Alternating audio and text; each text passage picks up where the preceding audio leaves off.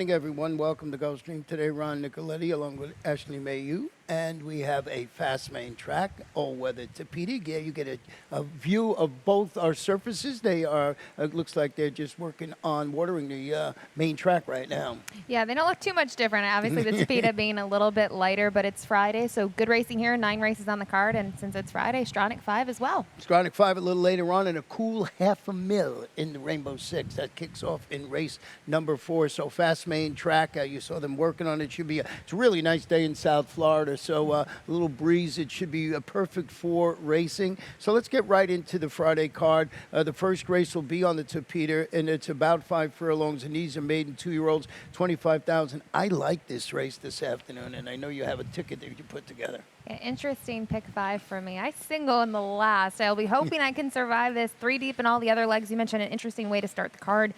Use the number 3, 4, and the 7. I really like the 7, Nathaniel's Hope, a first-time starter from trainer Mike Yates. In the opener, race 2, I go 3 deep in here. Easy as 4, 5, 6. Race 3, this is an interesting race. I was debating what to do here. I thought about just going 2 deep in here, but then Baby Mo scares me, who I know is your top pick, so I had to toss her in here as well. So I used the 1, 6, 7. Race 4, 7 furlongs on the main track, maiden special weight event for 2-year-old state-bred fillies. I'll use a handful of runners in here as well. The number 4, 5, and 6, interestingly enough, all first-time starters. So I'm going to hope that they're ready to bring their A game today. Then to wrap things up, I mentioned I singled when I looked through the card if I was going to pick a single today. I really do think the number 1, Morning Colors, looks tough in here. Obviously, we'll have to adjust to the Tapita, but the recent form suggests this is probably the one to beat on paper. So $40.50 to kick off the day. Yeah, trained by Lisa Lewis, and it certainly looks like the one to beat in that race. This race 1, as we mentioned, on the Tapita, and you know, just a little over 5 days on the Tapita. The horses seem to be coming back great. It seems to be a really nice surface. And we saw a change yesterday. We saw horses that were able to, win in that first flight. If not on the lead, it was actually a front-running winner first week. I think that as the track settles in, the surface settles in, it's been very, very fair, I guess. Yeah, I would say it's fair. I think we saw it especially yesterday. It's taken a couple days to see it, but I think just the best horses are winning when it comes down to trip. Best trip has been winning as well, and I think that's good for the bettors. I think it really opens up things. Well, we both started with the number 7, Nathaniel's Hope, who's bred for the synthetic. If you look at the sire ratings, this one gets a B on the progressive sire ratings. This one debuts for Mike Yates. Really solid win average with his first-time starters. Yeah, and this one has a fair share of works. You can see 2 in May, then had some time off, came back to Gulfstream in early August, and they've been good works. And I'm a big fan of Mike Yates and the work he does, so when I was looking at Formulator, was curious. I saw the stat in the program for first-time starters and debuting maiden claiming. What happens when you combine them? So I looked at maiden claiming first-time starters the past 2 years. 4 for 15, 27% in terms of wins, 40% in the money, with a $3.13 ROI. So I like what I see here. Miguel Vasquez, one of his go-to riders. They're 24% here the past year at Gulfstream Park. So for me, it was enough to make this one my top pick. Yeah, I think he had 2 first-time starters win like last week. So if you did it in the last 30 days, it would even be better. But he does a great job. His bar has been going great guns, really. The number 3, Drinks on the Beach. I knew you were going to put this in there in second. This one is dropping to the 25 level today, cutting back to 5 on the Tapita today. 2 4 wide, faded against 35, going 7 for Laura Cesares. Who doesn't like Drinks on the Beach? I like the beach. I like a tropical cocktail there, here and there. This colt by Treasure Beach really hasn't shown too much in the first 2 starts. I think if you had to pick one, the debut was stronger. That was on the turf. Last time off was kind of rained off and moved to the main track. That was at the $35,000 level. I do think this is a drop in class. Showed some early speed on the debut, so only making that second start on something, actually I should say third start, third new surface, but it should play closer to the turf. Well, yeah, the 4 has got the greatest name ever, so bites a lot. I like the name of that horse. I'm surprised you didn't play it. Literally, I was making my notes yesterday. I said, I bet Ron likes the name of this one. Yeah, first-time starter by Kozan, has a fair share of works. You can see them here. I can go all the way back to late July to now. Works not necessarily slow, not necessarily speedy. Gadiel Martinez in the saddle for Jessica Campitelli. I'm going with a first-time starter in here. I think when you look at some of the horses, they have some race day experience. I really couldn't use him in this spot. And hey, the name's great. Yeah, the name's great. I threw in Elaine's Night is shifting to the Tapeta today. Track the pace weekend against 35 maidens, going 5 on the turf.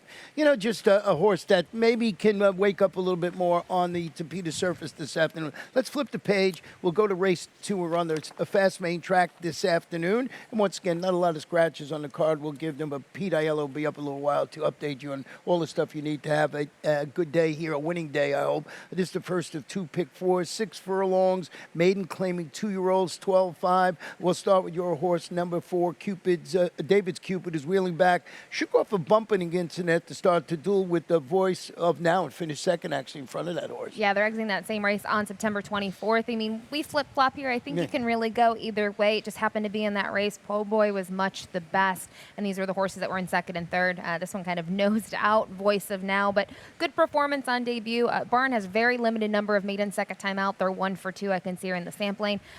Interesting. It's a 2-year-old, not a lot of experience with 2-year-olds, but the Barn's 10% on the year, and I thought the debut was strong. When you look in here and you look at the riders, Miguel Vasquez looks to choose a different horse in here, the number 3, Reggio, but I still went with David's Cupid. Yeah, David's Cupid getting the break in the wakes with the Apprentice. Maybe that's enough to, make this horse win again. Voice of Now, as we mentioned, stretching out to the 3/4 after, responded to that drop down with the track to pace third, as we mentioned, behind David's Cupid. Jose Pinchin. I like the fact that MSCL Jaramillo is going to jump aboard this afternoon, but 6 of one, half a dozen in the other, and we both used the number 6, Cyber Viking, in third, who's the son of the big beast. The only thing I'll circle back to Voice of Now, Amisael was aboard last time out, but a key thing here is on debut, this son of Neolithic.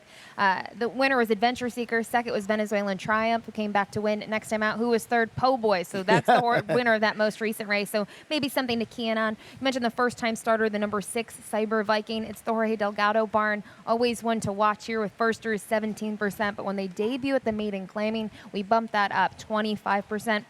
Works are strong. Obviously, when you look at the workout pattern, they've gotten a little sharper with each work, and a nice work here on October 2nd, 47-4 out of the gate. And the jockey in there, Rainier Arrieta, he's like the leading rider, was the leading rider in Venezuela last year or last couple of years. Sort of has that MSCL Jaramillo look. Hasn't crossed the wire first, but he's supposedly a real good rider. So when you see a jockey like that, just don't throw the horse out saying, I don't know, this guy's supposed to be a real good rider. And I watched him in the first couple of races. He looks good on a horse. Yeah, and it's something to, note. It's not one of, obviously, Jorge Delgado's usual riders, but nice to see Jorge giving a new rider to the circuit a shot here. Well, we're going to go to race number 3 today, and this is about 5.5 furlongs on the Tapeta. Allowance optional claimers, state bred fillies and mares, 3-year-olds and up. Optional tag is $12,500. No scratches or jockey changes. We'll kick it off with the horse that I put on top, and that's Baby Mo. Is debuting on the Tapeta today. First start since Duran Clear. We're going to go back and pick this race up from the 8-pole home when she breaks her maiden impressively. This is going 5 furlongs on the turf. It's just the jockey's just looking back for competition. The rule of thumb, and it looks like it is that way. If you run well on the turf, it looks like you can translate that to the Tapeta surface. And this was just a really nice performance for Mark Cassie. We know how good he's doing, and he's doing well with turf to synthetic. I think he has 3 wins doing that already. Yeah, and you mentioned Baby Mo. You kind of look at the race 2 starts back. Took some playing there, but it was going 7.5. It was longer. But it was that first start after the freshening. I think she might have needed a race. And then to see her take him gate to wire on the cutback, pretty impressive last time out. Talked about Mark Cassie, a trainer stat here that I pulled when looking at Formulator. I thought you would like to see this since you obviously picked Baby Mo on top. Maiden winner last out the past 2 years, 21%. Obviously, the sample size is huge. It's Mark Cassie. In the money, 47% of the time, $1.49 for the ROI. To me, this was the one that when I was putting together that early pick 5, I didn't feel confident leaving her out just because she was a really big winner last time out. And the number 1 Ladies' Choice, who you have on top, is another one trying to Tapeta for Mr. Mike Yates. Yeah, it's going to be interesting. Baby Mo took him gate to wire. You look at Ladies' Choice, did the same thing last time out, has the inside draw in here. This is a 3-year-old filly by Cajun Breeze, who this year already has 2 wins under her belt. In her first time facing winners, you have to go back to July. I didn't think it was a bad performance. She was 5th, beaten by 3. Londa's Promise won that race, or Pride, I should say, came back to win the following start. And then last time out, after having a little bit of time off, seemed ready to roll. The barn does well with horses that won last out. So I give Ladies' Lady's Choice kind of the slight edge in here over a couple others. And Lovelorn Lady, the 6 horse, is going to turn back to the about 5.5 furlong distance. You look at its last race, vied for the lead. We can finish third against those state-bred optional claimers. Going a mile on the main track for Safi. He's done okay. You know, he's the leading rider by maybe 1 or 2. And I just think this horse can run well with Edwin Gonzalez quarterbacking. The surface changed this afternoon. So Lovelorn Lady, I think, a major player on the ticket. I think so, too. Obviously, it doesn't have any of the turf races under her belt, so I can't compare from there. I can look at the dirt, and I can say, last time out, they had her forwardly placed. She tired in there. Maybe the excuse was going a mile. She was going 6.5 before then. I think 2 races back, I like the trip that she got. She was simply second best to Cosmore. And she was kind of wedged between the 2 Kathleen O'Connell horses in there. The bigger price ended up winning. I just think in terms of trip, we just talked about 2 horses probably want to be forwardly placed, and this one might get a good trip just off of it. And what a day Edwin Gonzalez had yesterday. 4 winners. He got put up in the last to get that 4th win, but we had a good day, and he's a good rider. It took him a little while to get back after his injury, but boy, he's been winning races in bunches, and we'll see how that plays out. So that's the first 3. We'll take a short break. When we come back, we'll have my Rainbow 6 ticket.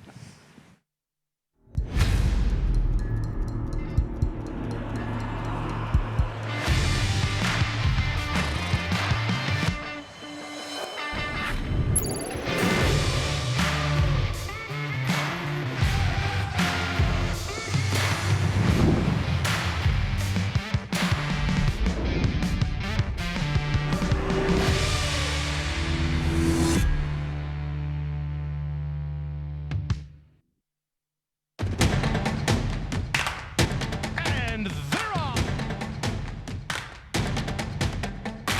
Second in the 2 path. Ground ball first inside. Race.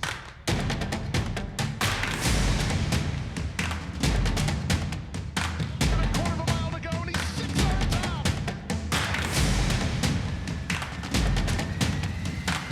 Last of the 12 as they roll into the backstretch. Welcome back to Gulfstream today. Ron and Ashley. 4th race is going to start the Rainbow 6 with a cool $500,000 in the jackpot pool. It's a 7 furlong sprint, maiden special weight, state-bred filly, 2-year-olds. We did have 1 scratch in here of Lanakea Storm. So let's check my Rainbow 6 ticket. 48.60. Got a single today. Got lots of coverage because these races, the Topeka races, I still haven't figured out the angle that I need to get some winners there. This one, of course, the 4th on the main track. I did go with Chasing Happiness. Full sister to Starship Bonita, who I have a very soft spot in my heart for, and Pretty Keen and Cindy's Song. 3 deep again in race number 5. I like Green Gal today to maybe upset Morning Colors, who's absolutely the one to beat in there with Queen Calypso. And then race number 6, 3 once again with Catch on Emotional, Tap Gold, and Raise the Rent. And then in race 7, 3 once again with Lady J. I'm a Cocoa Pebble. She might have been able to go too deep there, but I sort of had some interest in Shady Lee from Terry Pompey. Here's my single in race number 8. It's front loaded for Jorge Delgado with Chantal in the saddle. I'm just hoping this horse, I had a single somewhere to keep my ticket affordable. I think this horse can run well. Got to beat Mr. Luigi in there. Then I got some coverage in the last race. My long shot is the 3 Easy Stride for Mr. Steve Dwoskin. 1 for 1 so far on the Topeka. A couple things to note here. We're pretty much, I'm curious to see how many straight tries are going to have the same looking at this. The only race we really kind of differ, I think, underneath is race 5. Race 8, I also use front loaded on top, and we have the same long shot today, which means it's definitely not going to be a long shot. It's not going to be a long shot, and you've got to carry both of us to the wire. So let's get to this 4th race. I started, I don't know if you did, with Chasing Happiness. This is a full sister, as I mentioned, to Starship Bonita. This is really funny. This one was a multiple stakes winner at 2 and a recent stakes winner at 6. Amazing, performance by that horse. Even more amazing, those stakes wins too. And you look at that, the same race really, though, right? Won that race 3 years prior, I should say. So I think 3 and 6 years old were the ages there. But you mentioned related to that horse, Chasing Happiness. Now this one's trained by David Fox, first-time starter. Lots of drills, 4 and 5 furlongs mainly, which I like to see kind of the fluctuation and pretty nice work coming into this race on September 25th. Yeah, David does a good job with his 2-year-olds, about 70%. Embassy El Jaramillo in the saddle. We were almost in agreement here. We'll go with your 4-horse Cindy Song as a daughter first due, debuting for Mr. Ralph Nix. Really one of those extended extensive work tabs over the local main track showing. When you look at the horses obviously purchased out of his sale, this is the priciest purchase in the field. OBS, $95,000. Interesting workout tab. Two works back, not the sharpest. A little bit of a tune-up here on October 2nd. Ralph Nix does great work. I mean, he's winning 15% on the year, but does well with his first-time starters. And for me, I've learned the hard way. Sometimes the purchase prices, they tell you a lot. We know that, but especially here at Gulfstream Park with these 2-year-old races this year. Well, Pretty Keen is a half-sister to $1.6 million earner Extravagant Kid, debuting for Dennis Ward with a string of sharp workouts showing up at Palm Meadows, including that half-mile bullet back on September 26. J.C. Diaz Jr. rides. If this horse can run anything like Extravagant Kid, the dance will be over very early. Yeah, and when you look at the workouts, you mentioned a bullet. The other horse we talked about, we don't really see bullets, but fired a bullet 47-2, breezing at Palm Meadows over the good main track there. Most recent workout was at 5 furlongs. Like seeing that. Dennis Ward hasn't started too many horses here as of recent, but is sending this one here. Does well with his first-time starters. I don't know. I mean, we're heavily relying on the firsters here. Only 2 horses in the field have race day experience, and we don't have them in our top 3. Well, we'll see how that plays out. And this one, we're pretty much in agreement with that fourth race. We'll go to the 5th. It's about 5.5 on the Tapeta. Claimers, fillies and mares, 3-year-olds and up. Non-winners of 2, $20,000 down to $16,000. Morning Colors, absolutely the one to beat in here, who's debuting on Tapeta for, as I mentioned, Lisa Lewis. Yeah, if you're going to, I guess, kind of try to knock the filly in here in any sense, you're going to say, well, breaks the maiden at first asking and has just kind of been second or third best in those last couple efforts. Most recently, though, that was at the $30,000 level. Who won Ladies' Choice? So maybe we'll have to see how she runs to make a fair assessment of Morning Colors. But obviously, this is a drop, a slight stretch out from 5 to 5.5. I think that should be fine for her. I mean, she's run well at anything from 5 to a mile. So to me, on paper, when you start looking at the buyer speed figures as well, she kind of stands out. Well, the number 2 horse in here you didn't use. It's a bit of a long shot. I don't know what this horse is on the morning line. I think 5 or 6 to 1. Certainly bred for the synthetic. There, sorry, gets a B rating. It's a daughter of Rote, debuting on the Tapeta. I want to go back and show you this horse's last race, which was a while back, and it was on the turf. And this day, 45 to 1 this afternoon. And this horse, watching this race, because I usually bet this trainer, it's my long shot play, didn't bet it that day. And I remember watching this with Ed Gray, and I had my head down saying, this horse is going to win for fun. And that's exactly what this horse did. So if this horse can translate that, race, back then to the Tapeta today, maybe I get a little bit of a price. Juan Rizzo is the trainer. Carlos Lugo was aboard then, going to be aboard again once again. And just a little bit of a play for me in, 48 to 1 upset. So I was hoping I got a little more than 6 to 1, but, because of the compact 7-horse field, maybe this horse will go off at a bigger price. You might, especially with Morning Colors. We saw it yesterday, a couple horses short on the morning line. They went off at, less than even money.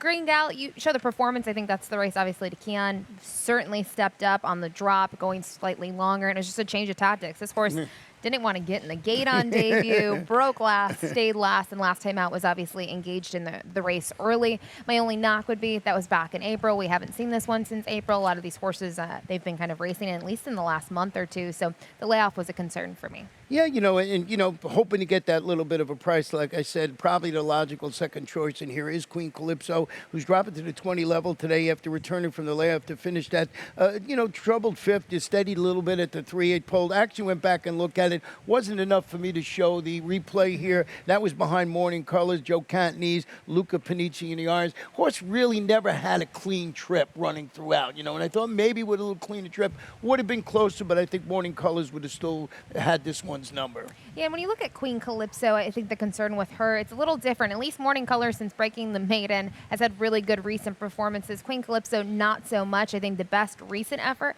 2 starts back, was really kind of hitting, her best gear late. She finished 4th. She missed by less than 2 lengths. Then they put her on the shelf for a bit. She's been against $35,000 claimers, so for her, this is certainly class relief since what she's been facing recently. And what about Capture the Genie for Sharon Boland?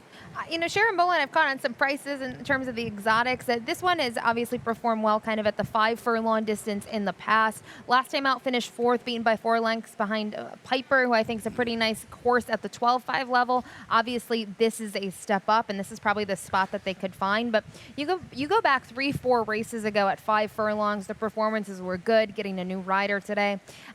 I don't know really what to do with Capture the Genie. Like I said, for me, I'm all in on Morning Colors. Yeah, Morning Colors, and it's good. I mean, it's your single hand. It's probably the logical horse in the race. We keep, ad nauseum, keep saying the same thing, but Yeah. it's basically the way it is. Race number 6 this afternoon, 6 furlongs. These are maiden claimers, optional claimers, 3-year-olds and up, Florida breds, or the maiden claiming tag of $40,000. Did have a scratch in here of the number 4 horse in here. This is where the late pick 4 kicks off. Yeah, looking at the late pick 4, I spread in here. I know the 1 raised the rent 5-2 on the morning line in here.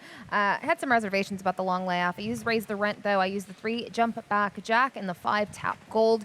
Race 7, interesting race in here. I spread once again. Used the 3 Cocoa Pebbles, as well as the 4 Shady Lee and the 6 Lady J. Lady J being my top pick in race 7. Race 8, I know you're all in on front loaded. I like front loaded. I think the most likely horse to potentially beat him would be the 4 Reserve Not Attain, who rattled off some really big numbers here earlier this year. Then in the nightcap, I believe we used the same 3 horses. The 1 Treasure Run out of the Henry Collazo barn, the 3 Easy Stride, our long shot on the card, 8-1 in the morning line for Steve DeWaskin. And then the 6 Call Bros, who, man, he's gotten me beat so many times, but in terms of trip and the way that Tapita's been playing, I think he's going to be in a great spot. Yeah, and he hasn't run badly, and maybe it's just this surface switch that will help him this afternoon. Going back to the 6th race I mentioned with the scratch of the number 4 in here, I went with Catch Unemotional, who's making his 4-year-old debut. Looking to recapture the world-class speed he displayed during his sophomore campaign. He was really fast early on in there for Johnny Collins. He's 1 for 5 with the longer than 180-day layoff, Christian Torres. So I just thought this was an intriguing play going back off those back buyer figures I know you like. Yeah, if you're going by buyers, they tower the field. I think my reservation here, he's my 4th pick in this field, now down to a field of 5, it's a long layoff. We haven't seen him since December, so is he going to be the same horse that we saw during his 3-year-old campaign? We'll find out later today. You mentioned it. Got a great record, though, 6 for 7 in the money, a lot of second-place finishes. His only poor performance was on debut, which is understandable. So if he gets a clear lead in here, and he's ready to roll first off the long layoff, they'll be playing, I think, a game of Catch Me If You Can. Yeah, and that's the, coming off the layoff, of course, that is the concern in there. But you did go with the number 5 Tap Gold, who's going back to the dirt today after a pair of solid 5-furlong turf sprints. Includes that second-place finish against 40 maidens, 2 starts back, and 3rd against special weight runners last time out. This horse has run pretty good in its last couple of races. Yeah, the big question for Tap Gold, even though I use him on top, is he been running well because it's been the turf, or is he just a better 3-year-old than he was a 2-year-old? That's the thing we'll find out today for sure. His 3 races as 2-year-old, they were all against maiden special weight competition in Kentucky. The smallest field was 10. We know that time of year those races are really tough in the 2-year-old season, especially when they're trying to get them ready to roll as a 3-year-old. But his 2 races so far this year, had him in that optional 40, was not entered for the tag, bumped him up to the maiden special weight. He only missed by a length and 3/4, so I really like his shot today. Miguel Vasquez has piloted in both of his turf races. Now they're going to try the dirt together. Well, the real interesting horse in this race is that 1 Raised the Rent, who's now in the Albany Mirage Bond. Is the son of Malibu Moon, gets Lasix and blinkers, making his first start. He finished 3rd behind a Grade 1 stakes place, Mudasabeg, I think it is how you say it. That was his 5-furlong debut at Saratoga, but it was a long time ago, last September. Yeah, actually last August when Mutasabek won. That was August 8th, 2020. Right. Long layoff. Switches barns. The barn's 2 for 10 on the barn switch. This is a long layoff, though, and they're trying different things now. This horse is against maiden special weight competition, has been on the break, blinkers on, first-time Lasix. It's a whole lot going on, so I had reservations, but still had to use this horse because you never know. The old kitchen sink angle, they're throwing everything on it. What about the 3 that you had in here? Jump back, Jack.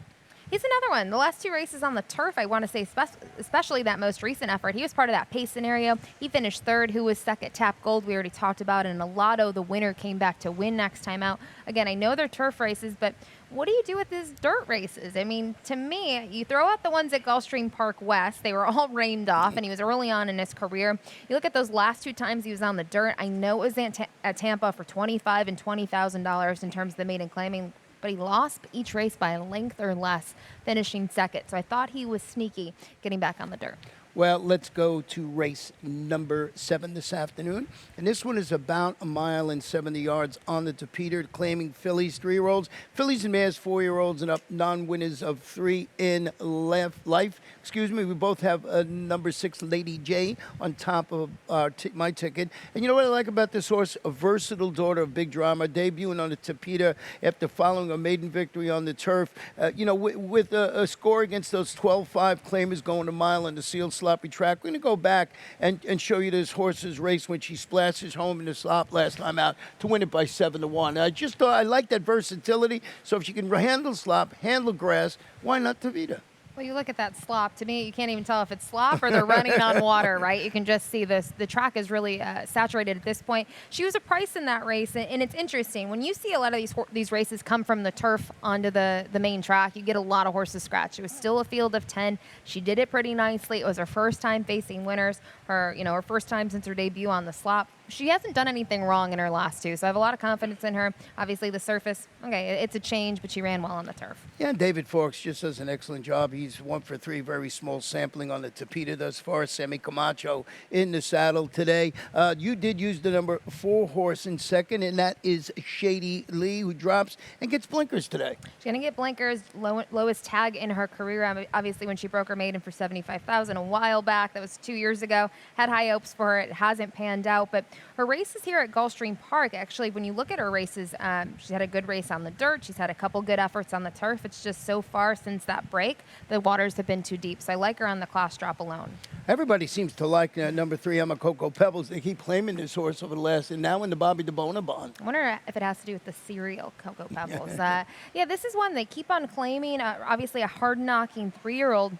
Look at her this year. She's 3 for 11 in terms of wins, but she's only missed the board a handful of times, one of which was last time out on the slop. Who'd she have to face? Pretty Rachel, who she's had to face 3 times in a row, has kind of been a monster here. But I have a stat here, kind of looking at the connections. We mentioned this one was claimed. Bobby DeBona does pretty good work first off the claim the last 2 years specifically. 21% in terms of wins, double that, 52% in the money with $1.66 ROI. So some pretty big numbers there for the outfit. Yeah, he had a really nice 2-year-old, I think it was on Sunday, I believe, was just very impressive, first-time starter. So that is Bobby DeBona. And I just think, and then the 7 horse that breeze on by, could be up there for part of the Trier Super, I think. Yeah, I think when you look at this field, this horse they can get a minor share at maybe in here. Well, here's where all my chips are going to be cashed, maybe this afternoon. Race 8 at 6.5 furlongs. Allowance optional claim at 3-year-olds and up. The optional tag, $25,000. Now, this is a leg B, I believe, in the Stronach 5. So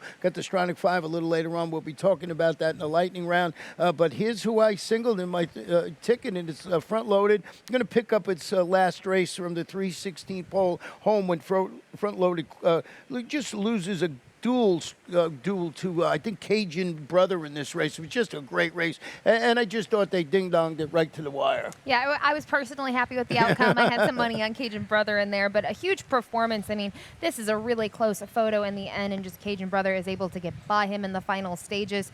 You mentioned this one has been a hot claim here and there. He's only missed the board once this year, and you can see just got kind of edged out in the end. Close photo. He hasn't worked back since then. That race was on September 11th, but you can't knock him. He's done a lot right so far. Yeah, and that little bit of a drop to the 25 level for Jorge Delgado. You saw a good race there. Chantal rides. A multiple winner at this. It's in between 6.5 furlong distance. So, you can make a strong case for the 4. You can make a strong case for the 6. But like I said, I had a single somewhere. Good connections. Know how to win together. Talking about the trainer and the jock. Thought maybe that was the way to go. But at the morning line favorite in here, and I'm not totally sold on this. There's one of these horses I kept going back and forth to, and that's Reserve Not Attained, who goes to the 1C Avila barn after the claim. It steps up, returned from a layoff to finish, a screw-tightening second against 20 claimers going 6. Was going 6. I mean, he still faced decent horses with backlash. Who was behind him? Life in Shambles. He's a hard-knocking, I believe, 10-year-old now. It was his first race since March. So I know you're not enthused about him. I still think he's a big threat. He's 5 for 12 in his career. He's a lightly raced 5-year-old when you look at it. But look at his races here earlier this year when he's in the Mike Yates barn against starter allowance competition. He has a gate-to-wire win by 6 1/4. The next time out, he doesn't make the lead at today's 6.5 furlong distance. he still gets the job done. I know he fell flat maybe in his last race. You can see on March 12th, but he's versatile. I know it looks like he might have to go to the front. I don't think he has to. I think there's some class there. We'll see what he can do. I mean, obviously, to me, it's him or it's front loaded. He was third behind front loaded last time I think it was back in 2020 that they hooked up in there. And then you got, Mr. Luigi. This one has really been razor sharp since failing to handle superstar Jackie's Warrior. That was in the grade 2 Amsterdam. That was certainly a tough spot for behind Jackie's Warrior, the son of Ghost Zapper. Second in a 50 starter allowance in his return to Florida, and a game winner against those state bred runners last time out. So he's been right there since, they tried him in the Amsterdam, but it looks like he's back at his logical level. Yeah, we know Antonio Sano likes those trips to Saratoga, not afraid to take a chance there. I mean, this is a horse that broke its maiden for $40,000. Ran an okay fourth against some nicer horses. I know the winner is the distractor, but Flamingo Hawk, Gatsby, they've both won recently here this summer. And then you mentioned Saratoga, not the best, but I liked that they kept him at Saratoga. Let's go for one more start. Right. He finished second, only missed by a neck behind Full Court Press. Comes back here. You mentioned a winner. He's trending down the right direction. He's a 3-year-old. He's going to face a couple of older horses in here, but he seems on the up and up. Yeah, I mean, I'm more afraid of him than reserve not attained in this particular race as far as front loaded goes. But if I was betting tries and super, I'm using all 3 of those horses. The nightcap is about a mile and a 16th on the Topita for claimers 3-year-olds, 4 and up non-winners of 3 in life. And we both ended up with Easy Stride, and he was debuting on that surface with a perfect running style needed to take advantage of that, a bias where a fair bias on the Topita surface, 1 for 1 on the Topita. That is Steve Dwoskin. Just thought this horse would sit a nice trip. I kept on shuffling the 1, 3, and 6 in my picks in terms of order. And I know Easy Stride thought the performance last time out was a really big 30. He was 33-1 behind Cramden, who was a horse that I think you liked in that spot, trained by Mark Cassidy, if I'm not mistaken. But prior to that, had 2 poor efforts, but seemed to get along with Jesus Rios last time out. Like I mentioned, a narrow defeat. What's the one argument you could maybe knock him? Not really consistent, but he is a 2-time winner this year. He went down to the page when he picked up his second lifetime win. He's going to close from off of it. I got to go with the price here. It's either going to be a favorite or it's going to be a price. And that's the reason. You said inconsistent. That's why you're getting 8-1. So you got to hope you get this horse on the right day. Treasure Run, who you have in third, I have in second, is debuting on the Topita today after game outing on the turf. We're going to go back and show you. First, we're going to show you the head on of the start of this race. When he stumbles coming out, he's the number 9 that day. And just see that, just one of those stumbles. Then he gets the old sandwich play, gets squeezed between horses there. And then we're going to pick it up at the 8-pole home. He was back last. And I thought he ran okay. He finished his fourth, but he's only beaten a length in that race. Now, it looks like after that early trouble, he just got swallowed up in the stretch, but I thought it was a pretty game performance for this horse for Henry Colazzo. He's got his go-to jock, Edgar Prado, in the saddle, and I just thought it was a real good race. He was fourth, but he was beating a length for the whole thing. Yeah, and who finished right in front of him? Cole Brosen here, who draws the 6 today. I think the thing with Treasure Run to note, when he starts back, it was his first off a bit of a freshening. He was rejoining with Henry Colazzo. He was 52-1 last time out. He got beat by a 40-1 shot. I mean, it wasn't an ideal trip. Actually, the horse that kind of wedged over when he got caught between them out of the gate was the winner, Jupiter Blues. But he only missed by a length. It was still a good performance. Obviously, we're not going to get probably a great price on him today. But the other thing to mention, we just talked about Easy Stride coming from off of it. Right. Treasure Run. Hopefully will be close to the pace because the last 2 efforts when he kind of gets engaged early, he's performed well. Yeah, just needs that clean start. The number 6, Cole Bros, is going on the Topita today. Consistent pair on the turf in which he won 2 starts back, and I thought he was a well-meant third last time out. Very well third. He was just in front of the horse we just talked about. It was his second off the layoff. Prior to that, he was towards the front right from the get-go, which is typically not what you see from him. You usually see him a handful of lengths off the pace setter. So his last 2, they've been really good.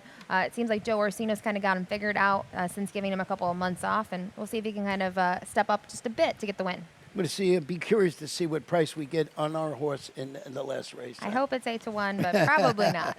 All right, that takes care of that non-race card. Now we're going to take a look at our lightning round today. And, of course, we mentioned a couple of times that today is the Stronach 5 day, and they got a great thing. You can get a free $10 wager on the Stronach 5 here at First Bet. So you see a $10 free bet. And anytime I see free, I'm sort of interested. I know that. I know that's the case. When it comes to bets, I'm the same way. Might as well take a shot at it. It's $10. See what you can get back on it. Yeah, so, you see what you can get back. I mean, it's a great promotion, and it pays fantastically. We have an all-star ticket that myself and Franklin Romani and what's the name up in, I never remember a name up in Maryland. Oh, is Naomi in? Naomi always doing the ticket. Yeah, I always forget. There you see our ticket there, and that's $108, and that's the three of us put it together. Each racetrack. Sorry, Naomi, you know me. We're getting old here. I forget names all the time. So, just a good, good ticket, $108. You can use that as a stamp that you could check it with your ticket and see if it matches. Yeah, 108 really affordable. That's because it is $1 minimum. Let's not forget, and that's why we see those good payouts. We talked about it last week. I think the biggest winner was less than double digits in terms of price, and it paid quite well. $940. That day was the biggest price. I think it paid $1,200, something like that. We talked earlier too what a great day Edwin Gonzalez had. We're going to just show you one of his 4 wins yesterday. We're going to pick up I believe it's the third race when Brambleberry wins. So we'll see if we can show you that race right here. And Brambleberry just cruising on the lead. Looked like a really nice performance. Yeah, they put blinkers on this one. Sky Chaser was not as sharp out of the gate as we typically see from that one. So Brambleberry had things go his way and was able to hold off, don't get cozy, which right now you're thinking, I don't know. And the wire came up just in the right time. Yeah, just in the right time. And then he was put up in the last race when he was on the number 5 in that race. So good day, 4-win day on Thursday for him. And a great, our buddy Ared Ortiz Jr. got his 3,000th victory yesterday. That is amazing. He's the perennial leading rider down here in South Florida. And there he is, not just his 3,000. It's not, I remember 4 or 5 years ago he had 1,000. Yeah, 3,000 wins is a lot for the career. That includes his wins, outside of the U.S. as well. But he's just winning everything. He went to Canada. He wins the Queen's Plate. He comes here everywhere he goes. He follows his stock. He's got some great horses and great owners and trainers supporting him. But he is a fantastic rider as well. Yeah, he had 82 and 92 wins, I think, in Puerto Rico, which were added into the 3,000. So he'll have 5,000 next time, in a year or two. He just, like you said, he wins everywhere, and especially here, he's been our leading runner, I think, 2 or 3 years in a row. So he does, and over 100 wins at the championship meet the last couple of times. Just got to shake loose from Luis Saez, and he gets it done. Yeah, those two, they certainly clean up here during the winter. Well, that's how we see Friday afternoon's stuff, we'll call it. We'll be back here throughout the afternoon.